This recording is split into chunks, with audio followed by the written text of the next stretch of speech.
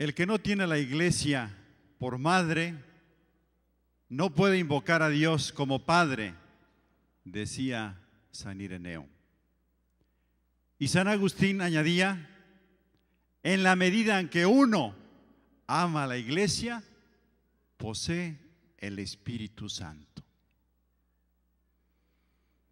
Qué tema tan bonito me ha tocado compartir con ustedes sobre la iglesia.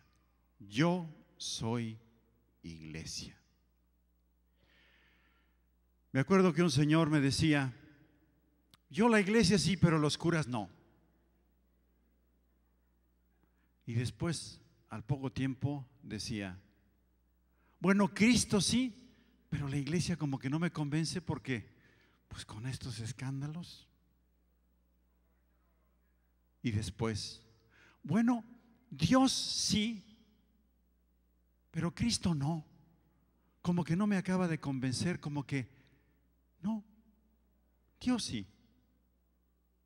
Y finalmente me dijo un día, bueno, Dios, no es que no crea en Él, pero ahora ando en una onda bien padre de metafísica y de cientología cósmica, exotérica. Qué interesante.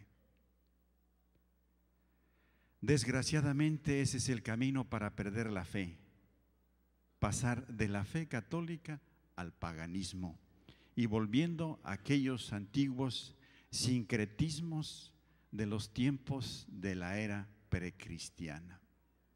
Cuando se comienza a rechazar la iglesia, se termina rechazando también a Dios. El que no tiene a la iglesia por madre, no va a poder tener a Dios por Padre. Y en la medida que uno ama a la iglesia, posee el Espíritu Santo. Queridos hermanos, estamos viviendo unos tiempos históricos muy críticos para la iglesia, porque se ha desatado una verdadera tempestad, un huracán de críticas, de desprestigio que intenta desacreditar y destruir la credibilidad de la iglesia. Qué importante poder reflexionar unos momentos sobre lo que es la iglesia en su esencia. Vienen todavía tiempos muy duros para la iglesia. ¿Estamos preparados para saber defendernos, para cuidar nuestra fe, nuestro amor, nuestra confianza en la iglesia, a pesar de todas las críticas que se nos puedan echar encima? Yo creo que todos ustedes aman mucho a la iglesia, creen y confían total y plenamente en la iglesia, pero a veces podemos tener ciertas dudas después de oír tantas cosas y podemos quizá tener un amor un poco tibio que nos pueda hacer flaquear y quizá si no la dejamos, no la defendemos de las críticas, no la defendemos en nuestro corazón. Me acuerdo que me contaba una tía abuela, cuando un tío abuelo mío se fue a la Revolución Cristera, se levantaron en armas en el pueblo y se fueron. Y mi tío Gaudencio también se preparó y se iba a la Revolución Cristera. Y le dice su hermana, pero Gaudencio, ¿tú qué vas a hacer a la revolución? Con ese ojo de vidrio. Cuando era chico le había dado un aire y había perdido un ojo. Y le decía a su hermana, pero ¿cómo vas a ir así tú? A la guerra, a apuntar, a hacer carne de cañón. Y le respondió, Rosita, la iglesia en estos momentos está siendo maltratada y perseguida. La iglesia es mi madre ¿Y quieres tú que me quede con los brazos cruzados? Se fue a la Revolución Cristera y ahí murió. Y me enseñaba su hermano Bernardo, ahí donde murieron queriendo defender a la iglesia, como no podían los federales tomar esa hacienda, la quemaron. Y después de que quemaron y quisieron destruir todo, con la quemazón quedaron algunas paredes grandes en pie, y en una de ellas había, con el humo, una cruz grande que se formó, y abajo de la cruz unas como flores de alcatraz, 7 flores de alcatraz, dibujando y simbolizando los 7 cristeros que habían caído ahí en ese lugar. Y entonces la gente, cuando vio aquello, comenzó a venir, a poner veladoras, a poner flores, a rezar a Dios nuestro Señor. Ahí murió mi tío Gaudencio, y esa sangre de mártires produjo enseguida nuevos cristianos. Queridos hermanos, defender la iglesia, conocerla mejor, amarla más para hacerla amar de los demás, y no conformarnos con que pues delante de mí no se la critique. ¿Qué haces tú para que los otros no solo no la critiquen, sino la amen más? Vamos a tratar de conocerla. Vamos a invocar al Espíritu Santo. Ven, Espíritu Santo, llena los corazones de tus fieles y enciende en ellos el fuego de tu amor. Envía a tu Espíritu Creador y renovarás la faz de la tierra. Oremos. Oh Dios, que has iluminado los corazones de tus fieles con la luz del Espíritu Santo, envía tu luz para que conozcamos y amemos más a tu iglesia. Envía tu luz para que captemos y aceptemos nuestra misión de laicos comprometidos en nuestra iglesia. Con la luz del Espíritu Santo es con la que podemos conocer a nuestra iglesia, para amarla y defenderla como debemos. ¿Qué es la iglesia? Si abrimos la Constitución sobre la iglesia del Concilio Vaticano II, nos encontramos que nos dan muchas definiciones, muchas descripciones, muchas imágenes.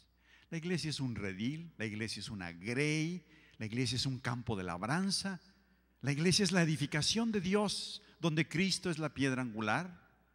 Y esta edificación recibe diversos nombres: casa de Dios en la que habita su familia, habitación de Dios en el Espíritu Santo, tienda de Dios sobre los hombres y sobre todo templo santo. Y luego la iglesia es llamada Jerusalén de arriba, Madre nuestra, esposa inmaculada del Cordero Inmaculado, a la que Cristo amó y se entregó a sí mismo para santificarla. La variedad de nombres señala la variedad de aspectos, de riqueza, de belleza de nuestra iglesia.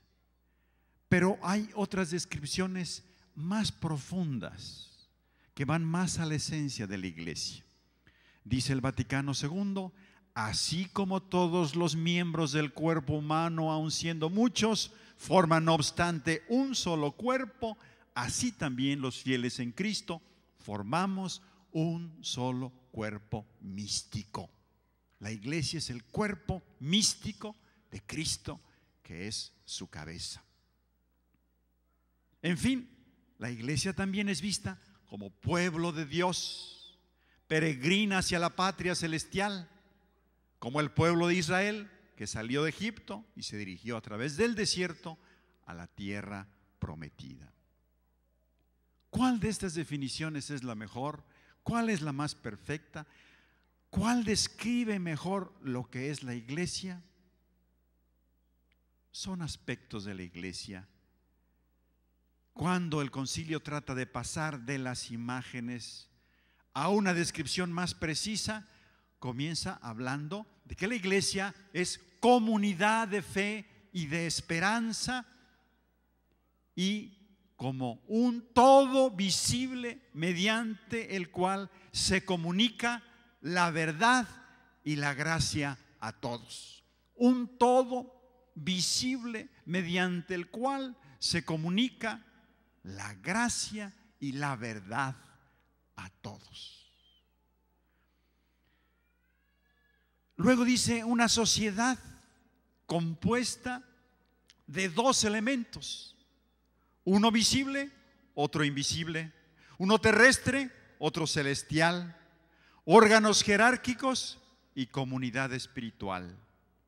Es decir, una realidad compleja que está integrada por un elemento divino y por un elemento humano. Y al toparnos con el elemento divino y al intentar una definición conceptual perfecta, el concilio no encuentra otra palabra para describir a la iglesia que la palabra de misterio. La iglesia es un misterio. Misterio, dice, como sacramento o signo o instrumento de la unión íntima con Dios y de la unión de los hombres entre sí. En fin, en conclusión, la iglesia no se puede definir con un concepto clásico, humano, tradicional. Es un misterio. Y sin embargo, un misterio que es como sacramento, o sea, signo que significa algo, y además un signo eficaz que realiza lo que significa. Es decir, misterio de salvación, instrumento de salvación, misterio, pero misterio eficaz, porque enseña, porque santifica, porque gobierna a los creyentes en Cristo. Un misterio eficaz porque es el misterio de la presencia de Cristo entre nosotros. No sabemos qué es, pero ahí vamos, nos confesamos y quién sabe cómo recibimos la paz y salimos con esa felicidad después de esa confesión. No sabemos cómo, qué es, pero ahí vamos, recibimos la Eucaristía y nos alimentamos y nos fortalecemos. Y ahí está, misterio, pero eficaz, dándonos vida y dándonos verdad. Eso es la iglesia. Yo soy Jesús, a quien tú persigues. Yo estaré con vosotros todos los días hasta el fin del mundo, hasta el fin de los tiempos. Yo soy iglesia en la medida en que Jesús está conmigo. Yo soy iglesia en la medida en que Jesús está en mí. Y yo soy iglesia en la medida en que Jesús actúa poderosamente y eficazmente en mí. Yo soy iglesia. Sacramento de salvación. ¿Qué hago? ¿Cómo se demuestra? ¿Cómo se ve? La eficacia de la presencia de Jesús dentro de mí. Yo soy iglesia. ¿Se nota? ¿Se siente? ¿Soy eficaz? ¿Soy útil? ¿Hago algo para el bien de los demás? ¿Para la salvación de los demás? ¿Para iluminar, comunicar la verdad a los demás? Soy un instrumento. Misteriosamente, no sabemos cómo, pero ahí está en nosotros. Yo soy Jesús a quien tú persigues. Yo estoy contigo, pero eficaz, que se sienta, que se vea, que se note. para adentrarnos un poco más en la esencia de lo que es la iglesia, nos preguntamos, ¿por qué decimos en el credo que la iglesia es una, santa, católica y apostólica? ¿Qué quiere decir esto? Primero, ¿por qué decimos que la iglesia es una? La iglesia es una debido al origen, que es la Santísima Trinidad, modelo y principio supremo de unidad. Padre, Hijo y Espíritu Santo. Un solo Dios en tres personas distintas. La iglesia es una debido a su fundador, Jesucristo, Hijo de Dios encarnado, Príncipe de la paz. Por su cruz reconcilió a todos los hombres con Dios, restituyendo la unidad de todos en un solo pueblo, en un solo cuerpo, que es la iglesia. La iglesia es una debido a su alma, que es el Espíritu Santo, que habita en los creyentes, llena y gobierna toda la iglesia y realiza esa admirable comunión entre todos los fieles, como dice la Unitatis Reintegratio número 2. Por tanto, pertenece a la esencia misma de la iglesia ser una. Y sin embargo,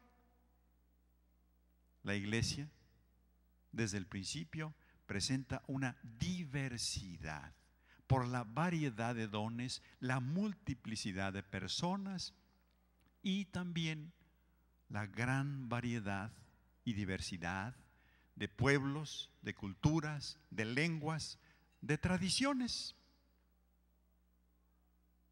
Es una, pero ¿cuántas lenguas? ¿Cuántas razas? ¿Cuántas tradiciones? Recuerdo que cuando fue el Papa la primera vez a África, estaba celebrando la misa con todas las tradiciones africanas y a la hora del Gloria, los negritos y las negritas comenzaron muy contentos a danzar alrededor del altar. Y entonces el maestro de ceremonias pues se puso un poco nervioso y no hallaba la hora de en que ya terminaran la danza aquella, y el Papa feliz y contento viéndolos ahí cómo danzaban. Lo mismo cuando vino el Papa el año pasado a la canonización de Juan Diego, pues ahí estuvieron los danzantes. Qué hermoso, qué bien salió la ceremonia, y había ahí tradiciones indígenas, mexicanas. ¿Qué es lo que asegura la unidad en medio de la diversidad? Tres vínculos fundamentales de unidad: profesión de una misma fe, recibida de los apóstoles; celebración del culto en los sacramentos; y obediencia en la sucesión apostólica por el sacramento del orden. Yo soy iglesia en la medida en que estoy unido con esos tres vínculos: fe, sacramentos, obediencia al obispo. Yo soy iglesia en la medida en que soy uno con la iglesia, que es una. ¿Y qué otra cosa significa? Muy interesante. ¿Qué otra cosa significa que la iglesia es una? Que la iglesia es una significa que es la única iglesia de Jesucristo.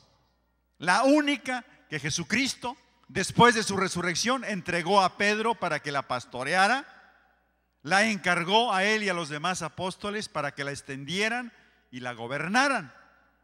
Esta iglesia, constituida y ordenada en este mundo como una sociedad, subsiste en la iglesia católica, Lumen Gentium número 8.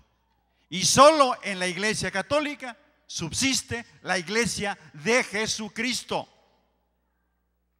La única iglesia de Cristo es la iglesia católica.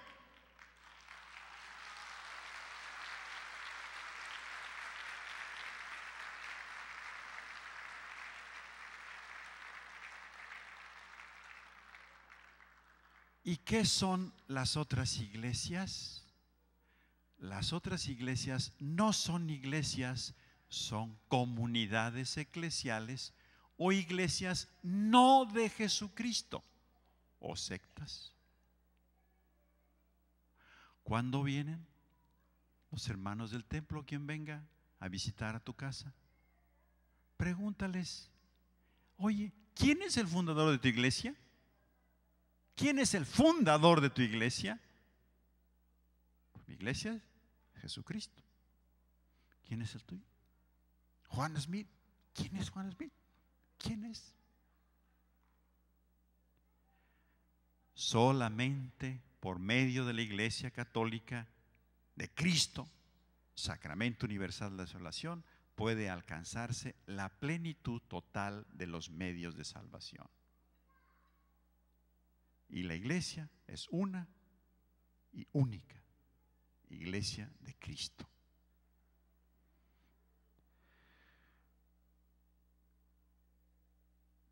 ¿Y qué pasa si la iglesia es una y única? ¿Por qué han aparecido tantas divisiones, herejías, apostasías, cismas?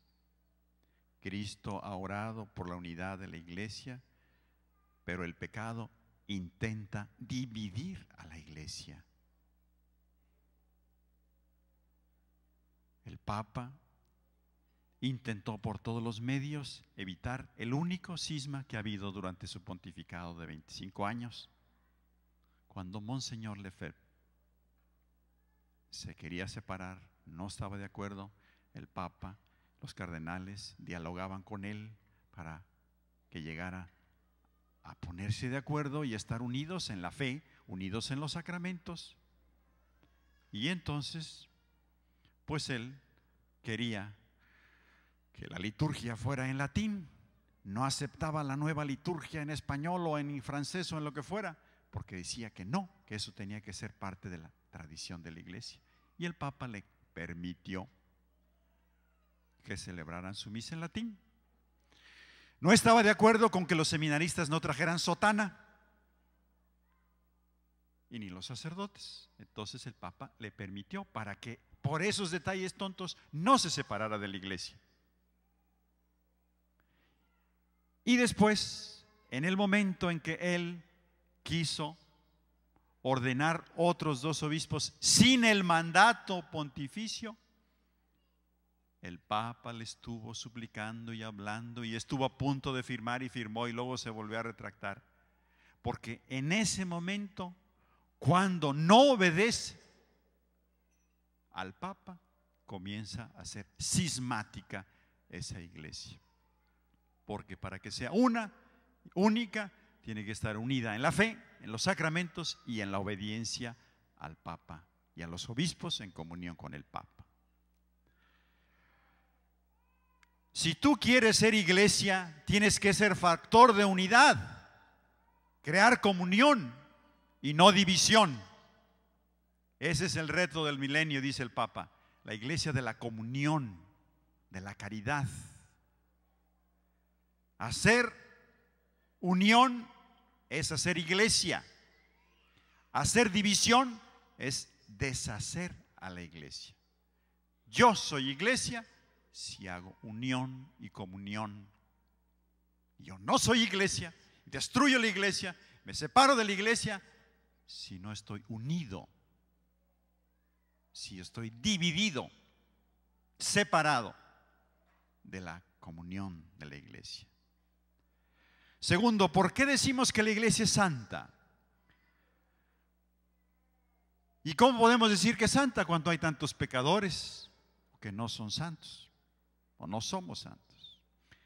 Es santa porque Cristo, el Hijo de Dios, a quien con el Padre y el Espíritu Santo se le proclama el solo santo, amó a la iglesia como a su esposa y se entregó por ella para santificarla. La unió a sí mismo como su propio cuerpo, se hizo cabeza de ese cuerpo, la llenó del don del Espíritu Santo para la gloria de Dios. La iglesia es pues el pueblo santo de Dios y sus miembros son llamados santos. Y otro significado de la iglesia santa también muy interesante. La iglesia es santa, o decimos que es santa, porque es santificadora. Santificadora, ¿por qué? Porque en ella está depositada la plenitud total de los medios de salvación y santificación. Por eso es en ella donde conseguimos la santidad.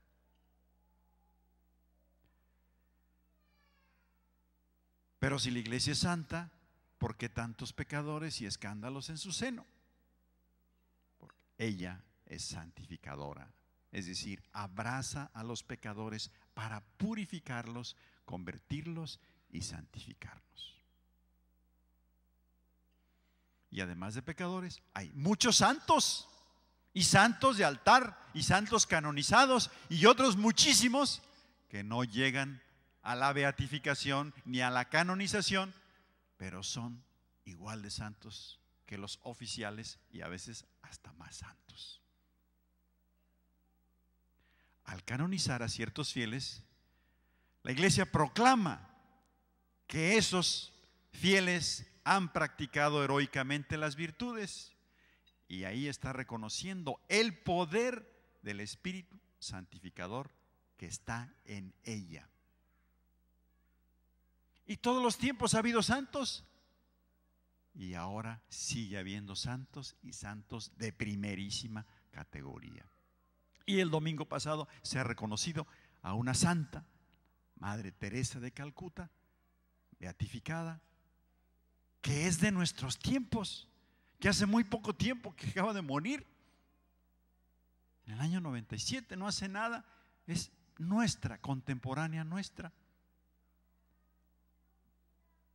Y como nosotros también, a lo mejor, pues muchas mujeres, muchas muchachas como ella, pues ahí vivía en su casa, después se metió al convento y estuvo con las Madres de Loreto, fue a estudiar a Inglaterra, a Irlanda, y estaba de profesora en Calcuta, y recibe ese llamado especial a una mayor santidad y a un carisma especial.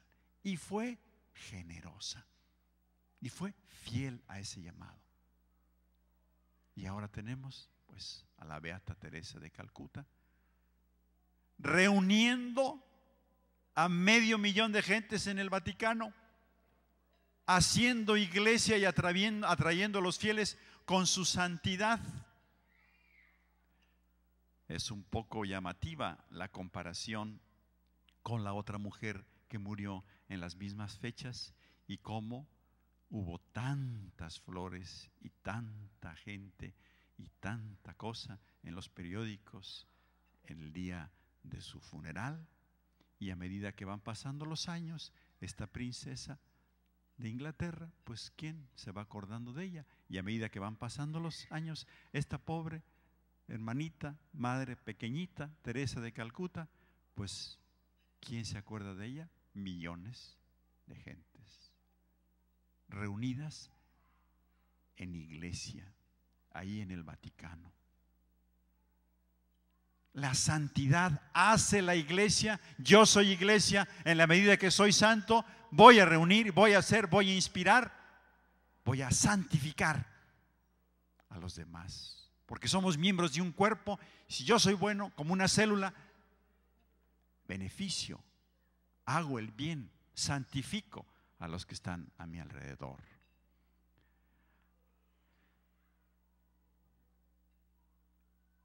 Tercero, ¿por qué decimos que la iglesia es católica? Católica, el primer sentido, pues casi todos sabemos, ¿no? Significa universal. La iglesia destinada a todos los pueblos. La iglesia es para todas las naciones. Id por todo el mundo, hasta el último rincón del mundo, a predicar el evangelio. Pero hay otro sentido muy especial de la palabra católico. Quiere decir católico íntegro, completo, según la totalidad.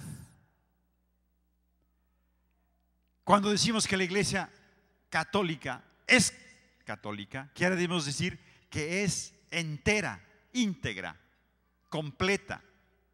Es decir, que posee la total plenitud de los medios de salvación. Confesión de fe completa, vida sacramental íntegra, ministerio ordenado en la sucesión apostólica. ¿Qué quiere decir esto? Que la Iglesia católica es como un pastel o como un paquete, que es una totalidad, que es un todo, y que los que quieren aceptarla lo toman todo o lo dejan todo. Tomas o lo dejas el paquete, el pastel, así como es. No se puede escoger, no se puede seleccionar, como los niños cuando van al pastel y le ven el dedo y quieren nada más el merengue y chuparse el dedo y tomar o la cerecita o el dulcecito y nada más. No. Eso es herejía. Hiéresis significa escoger lo que me gusta y lo que no me gusta lo dejo. Esos son los herejes. Escogen una página del Evangelio, una frase del Evangelio, una frase de la Biblia, y con esa frase ya se quedan y todo lo demás lo dejan. No. La Iglesia es todo o nada. Eso significa católico. No lo que me gusta. No me gusta la Virgen. Ah, pues yo no, la Virgen no, yo no creo en la Virgen. No me gusta San Pedro y el Papa. No, yo eso no. No me gustan los sacramentos o la confesión. No, yo no me quiero confesar más que con Dios directa. Eso no es el Evangelio. Eso no es la Biblia. La Biblia y el Evangelio, la Iglesia lo toma entera. El Evangelio enterito, sin quitarle ni ponerle nada. Eso es católico. El que lo toma tal cual es, sin escoger y sin quitarle, sin ponerle nada.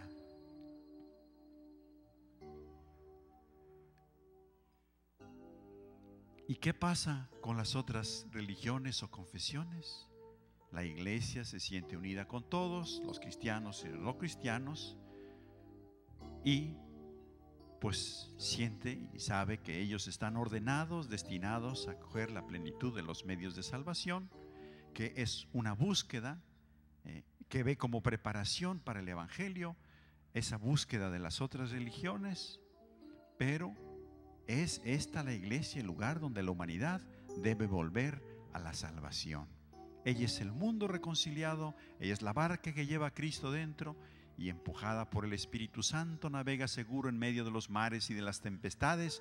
Ella es la barca de Noé, única que salva del diluvio. Católico quiere decir misionero. Aunque Dios por caminos desconocidos o conocidos solo para Él puede llevar a la fe a quienes ignoran el Evangelio sin culpa propia, corresponde sin embargo a la Iglesia, por ser católica, la necesidad y al mismo tiempo el derecho sagrado de evangelizar. La Iglesia enviada por Dios a las gentes para ser sacramento universal de salvación, y por la naturaleza misma de su catolicidad y obedeciendo el mandato de su fundador, se esfuerza para anunciar el Evangelio a todos los hombres. Id pues y hacer discípulos a todas las gentes. Católico es el misionero.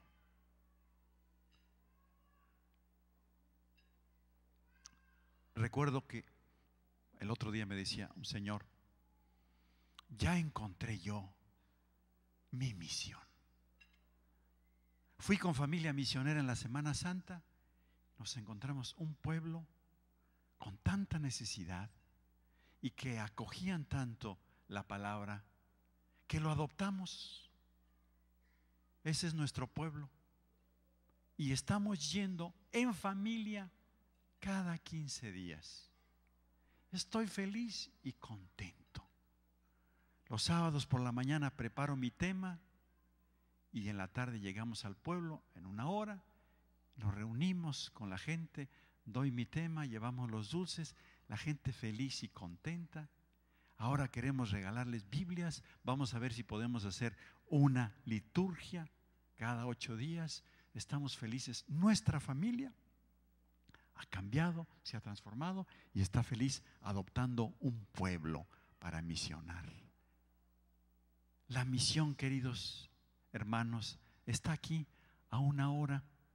Hay 37 pueblos que pertenecen a un sacerdote en el área de Cantunilquín. ¿Cuántas veces lo va a visitar el sacerdote? Una al mes y a veces una cada 2 meses. Si hubiera 100 familias que entre 3 familias adoptaran un pueblo, la fe católica se salvaría en esa región y habría un gran fervor, una gran vida católica.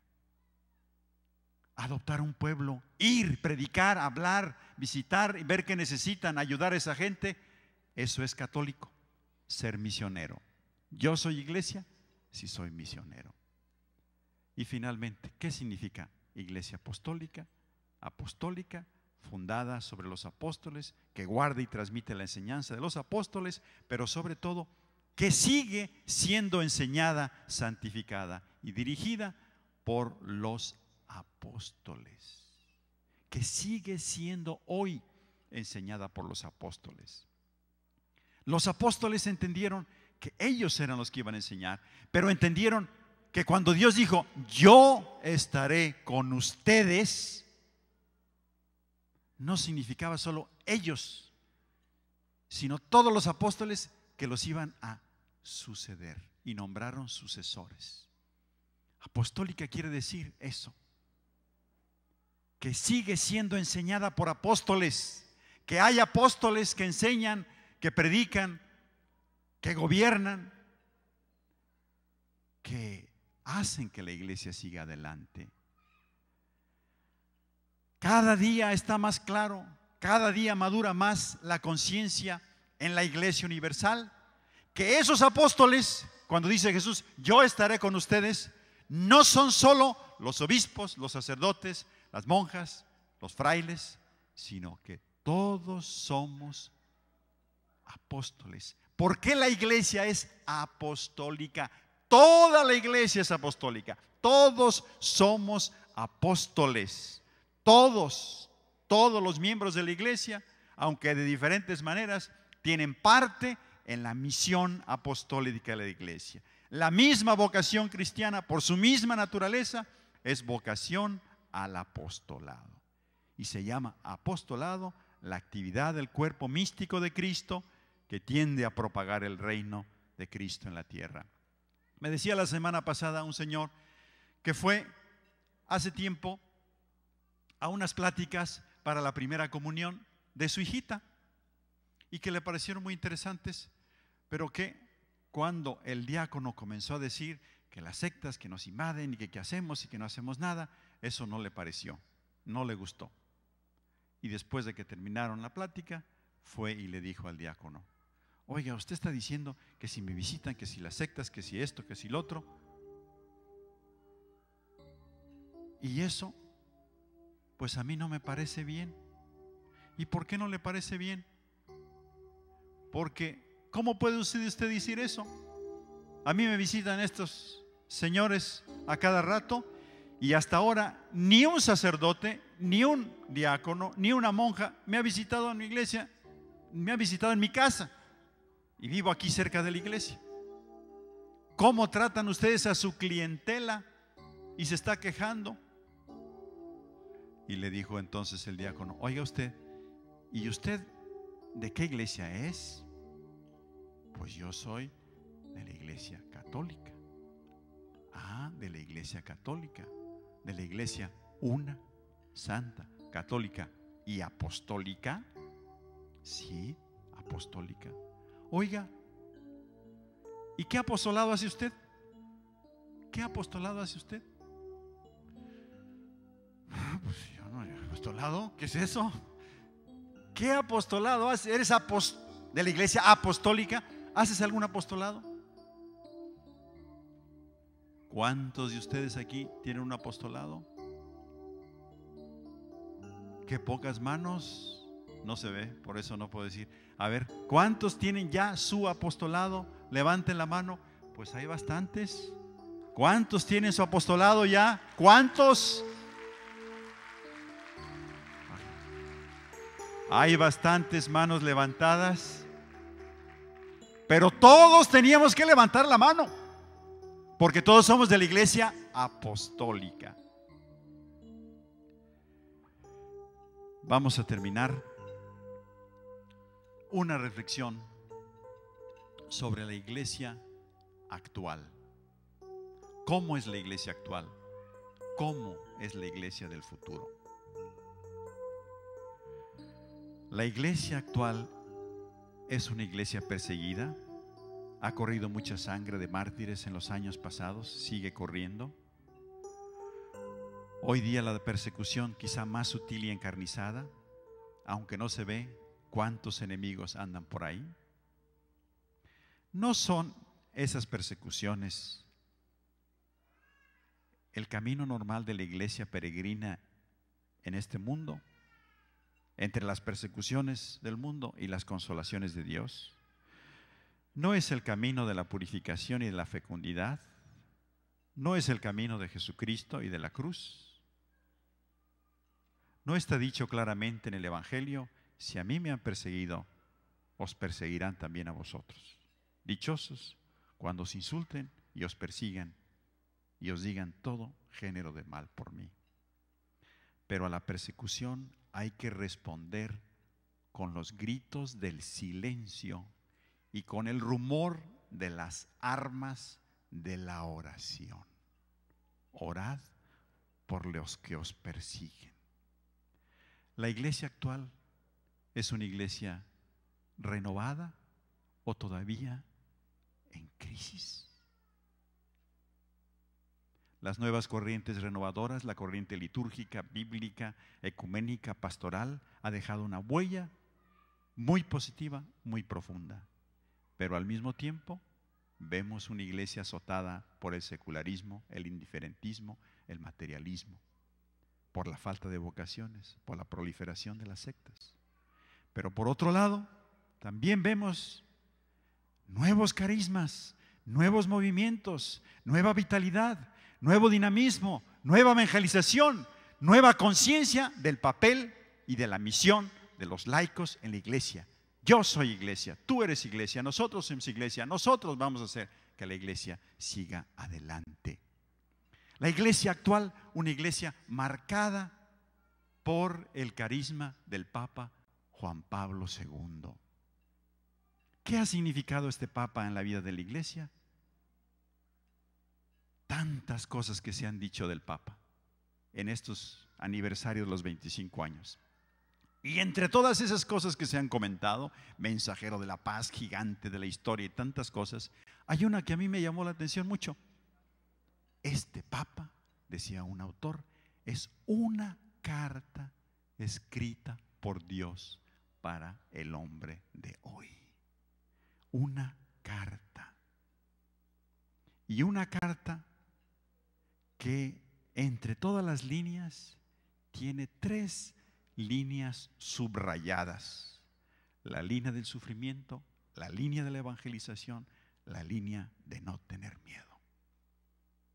No caigamos en la tentación de compadecernos del Papa y de acordarnos cuando tenía vigor y cuando era una estrella de los medios. Tenemos una carta. Ahora el Papa ya no está para verlo, admirarlo, aclamarlo, aplaudirle. Ya no está para llenarnos de emoción con sus palabras penetrantes, pero sus silencios son más elocuentes y penetrantes que nunca. Ahora es cuando debemos leer y meditar tranquila y serenamente esta carta que Dios nos ha enviado. No la metamos en el cajón y nos olvidemos de ella y dejemos que se llene de polvo. Es para leerla y es su vida, su testimonio. No solamente su palabra, sino lo que Él es. Esa valentía, esa fuerza, esa constancia, esa tenacidad para evangelizar hasta el último suspiro, como dijo Él recientemente. Les voy a leer, si me permiten. Ya tendrán mucha hambre y ya se quedarán ir a descansar. Pero una pequeña carta que me encontré por ahí escrita para el Papa Juan Pablo II en el 25 aniversario de su pontificado. Gracias, Padre Santo. Gracias por tu entrega generosa y sin límites a la misión que el Padre te confió como vicario de Cristo en la tierra. Tu palabra luminosa ha resonado en todos los rincones de la tierra. Tu mirada apacible, profunda y bondadosa ha derramado amor en el corazón de innumerables niños, jóvenes y adultos. Tu mano bendita se ha extendido y se ha estrechado con hombres de todas las razas, lenguas, construyendo siempre fraternidad universal. Tu cuerpo, otrora lleno de vigor y hoy frágil, cansado y enfermo, ha participado muy de cerca de la pasión de nuestro Señor Jesucristo en favor de su esposa, que es la iglesia. Tu brazo firme ha guiado certeramente el timón de la barca de Pedro en medio de no pocas ni pequeñas tempestades. Tu corazón, en el regazo de María, ha encontrado refugio y consuelo y nos ha reunido a todos con nuestra Madre del Cielo para aprender de ella a decir siempre sí a la voluntad santísima del Padre. Por todo ello, gracias, Padre Santo, muchas gracias. Permítanme terminar con esa pregunta. ¿Qué va a ser de la iglesia? ¿Qué va a ser de la iglesia en el futuro? ¿Qué va a ser de la iglesia? La iglesia, una iglesia sin sacerdotes, una iglesia de los laicos. ¿Quién salvará la iglesia? ¿Quién salvará la fe católica? ¿Alguna catástrofe apocalíptica hará reaccionar a las conciencias? ¿Presenciaremos alguna aparición de la Virgen? ¿Algún fenómeno extraordinario globalizado nos hará volver a Dios? Hay quien vaticina desastres apocalípticos, traiciones, cismas. ¿Quién salvará la iglesia? La iglesia soy yo. Yo soy la iglesia. Tú eres la iglesia. Nosotros somos la iglesia. Nosotros estamos llamados a salvar en este momento crucial, en donde hay signos muy negativos y signos muy positivos, en donde hay tempestades que se avecinan, porque los tiempos son duros y van a ser más duros para la iglesia. Vengono tempi duri, per quelli che vogliono essere fedeli, decía el Papa. Vienen tiempos duros para aquellos que quieran ser fieles. Nosotros somos los responsables de esta iglesia. Cada día la conciencia es más madura y más profunda de que todos somos iglesia. No le echemos el paquete, no le dejemos el paquete a los sacerdotes, al obispo, al papa. Yo soy iglesia. Tú, esa fe viva, operante, misionera, apostólica, es lo que salvará a la iglesia. Todos somos iglesia, todos somos evangelizadores. La iglesia necesita que todos pasemos de la conciencia a la acción, que todos tengamos nuestro apostolado. ¿Cuál es el tuyo? Todos tenemos que tener un apostolado y todos tenemos que apoyar a los demás apostolados. ¿Qué será la iglesia del futuro? Será lo que nosotros hagamos de ella, porque nosotros somos la iglesia. Juan Pablo II es una carta que Dios ha enviado a la humanidad y a la iglesia de hoy. Tenemos que leer la carta y no dejarla arrumbada en el cajón. ¿Qué nos dice esa carta? No tengan miedo, vayan a evangelizar hasta el último suspiro y hasta el último rincón de la tierra. Id por todo el mundo y predicad el evangelio, y aquí que yo estoy con vosotros todos los días, ahí falta, todos los días hasta el fin del mundo. Termino ahora sí con una oración preciosa del Padre Maciel sobre el amor apasionado a la iglesia. Son 5 líneas. Señor, hazme amar a tu iglesia con un amor apasionado y fiel, un amor grande que vele, que luche, que disculpe y que la exalte. Pero sobre todo, con un amor que capte los latidos de mi madre, la Santa Iglesia Católica. Aumente en mí ese amor que la medita en la fe, que la acoge en la obediencia, que la dilata en el apostolado y que la santifica en su propia vida. Amén.